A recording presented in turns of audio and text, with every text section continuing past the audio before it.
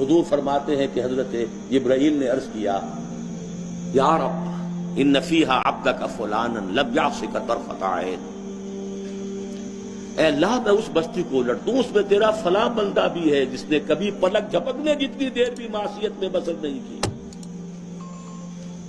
کسی کے ذاتی تقویٰ کے کیا انتہا ہے، ذاتی نیکی کا کیا عالم ہے، کسی کے زہد کی کیا سطح ہے، ذرا غور کیجئے۔ گواہی دینے والے جبرائیل ہیں، کوئی کرائے کے وکیل نہیں ہے اور کوئی پولیس کے ٹاؤٹ نہیں ہے۔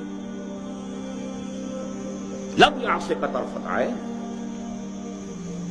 قال فقال، حضور فرماتے ہیں اللہ نے ارشاد فرمایا اقلبھا علیہ وعلیہم، الٹو اس بستی کو، پہلے اس بدبخت پر پھر دوسروں پر۔